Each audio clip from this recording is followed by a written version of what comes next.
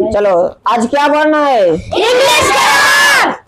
चलिए English grammar में पहला चैप्टर जिसका नाम क्या है? लेटर। लेटर। क्या? लेटर। लेटर किसे कहता है?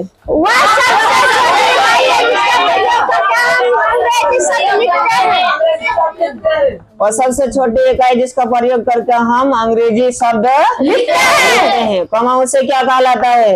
लेटर। लेटर। क्या कहलाता है? लेटर। ठीक है, याद हो गया? अच्छा, लेटर को कितना भागों में बांटा गया? दो भागों में। एक का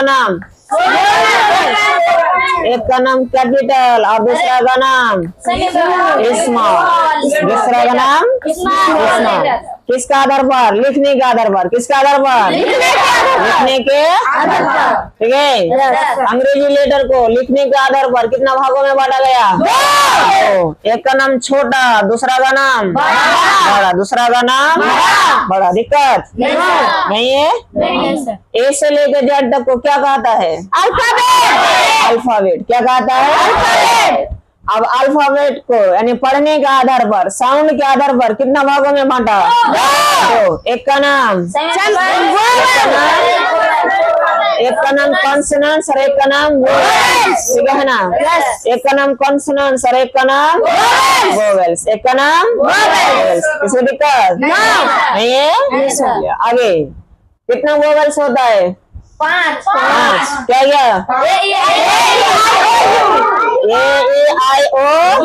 यू। बाकी सब कॉन्सोनेंट्स। WRY को क्या कहता है? Semi vowels.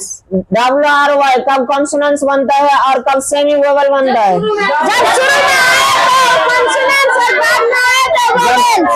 जब किसी शब्द के शुरू में आए तो क्या कहलाएगा?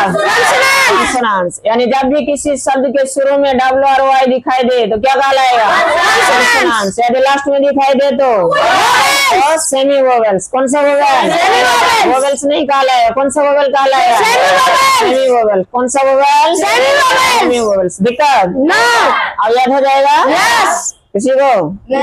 चलिए फिर मिलते हैं दूसरे वीडियो में। यस या नो? हाँ।